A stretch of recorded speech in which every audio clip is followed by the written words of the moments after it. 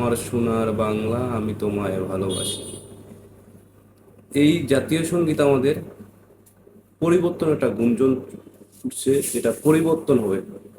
মানে বাংলাদেশ থেকে এই জাতীয় সঙ্গীত অনেকেই বলছে যে এটা পরিবর্তন হোক, আবার অনেকে বলছে পরিবর্তন না হোক, এটা কেন পরিবর্তন করতে হবে, এই বিষয়টা নিয়ে আপনাদেরকে বলবো। এই এটা এখানে কিন্তু অনেকের বিশ্লেষণ, এখানে এই জাতীয় সঙ্গীতটা লেখছেন রবীন্দ্রনাথ ঠাকুর।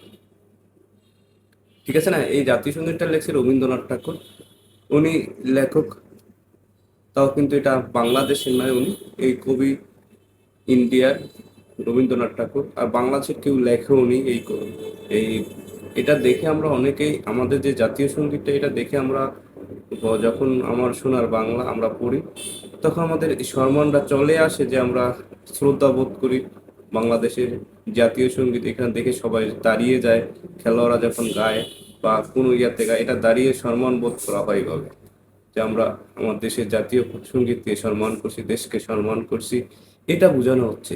কিন্তু জাতীয় সঙ্গীতটা কেন পরিবর্তন করা হবে? এখানে আমাদের দেশে কেউ লেখেনি, এখানে ওনারা বিশ্লেষকরা বলতেছে যে এখানে বাংলা ভাষা বাংলাদেশ তো উচ্চারণ হয়নি, যে এখানে বাংলাদেশের কোনো উচ্চারণই হয় না বাংলাদেশের যে জাতীয় সঙ্গীত। আবার অনেকে বলছে যে অনেক দেশে জাতীয় সঙ্গীত চেঞ্জ হয়েছে, মানে জাতীয় সঙ্গীত চেঞ্জ হয়েছে, এখানে কেন হবে না, সেটাই অনেক বিতর্ক একটা কথা। তবে জাতীয় সঙ্গীত আপনারা যদি মনে করেন যে জাতীয় সঙ্গীত চেঞ্জ হওয়া দরকার, তো অবশ্যই আমরা কমেন্ট বক্সে জানাবেন, যে জাতীয় সঙ্গীত যদি চেঞ্জ হয় বা যদি না হয় সেটাও জানাবেন।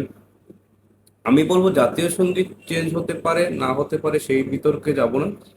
আসলে এটা অনেক একটা কথা বলে আসতেছে, এটা কেন এটা হচ্ছে।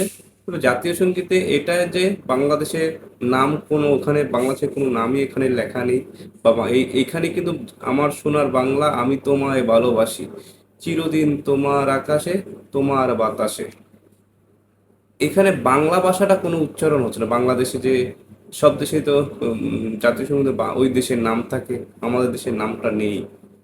এটা নিয়ে আসলে বাংলাদেশের নাম নেই, আর এটা আমাদের দেশের কোনো লেখকও লেখেনি এবং দেশের কেউ না। সেজন্য সবাই মনে করছে যে আমাদের দেশের জাতীয় সঙ্গীতটা পরিবর্তন হোক, বা অন্য দেশে অনেকেই পরিবর্তন করছে জাতীয় সঙ্গীত, আমাদের দেশে পরিবর্তন করলে কি সমস্যা হয়, বা এই বিষয় নিয়ে অনেক বিতর্ক রয়েছে। আমরা বলবো বিতর্ক নয়, আমরা এটা সুষ্ঠু সুন্দরভাবে বলতে পারি যে জাতীয় সঙ্গীতটা আসলে সম্মান দেখানো হয় এই জাতীয় সঙ্গীতে। যদি চেঞ্জ হয় ভালো কিছু হবে, আমরা জানি না তবে চেঞ্জ হবে কিনা, এটা নিয়ে অনেকটা সোশ্যাল মিডিয়া বা অন্যান্য সবাই বলতেছে জাতীয় সঙ্গীত, এই যে মুসলিম আলেমরা বলতেছে এটাতে শিরিক আছে, যেখানে শিরিক থাকে সেখানে আসলে জাতীয় সঙ্গীতটা রাখা ঠিক না। তাদের মতামতে বলতেছে।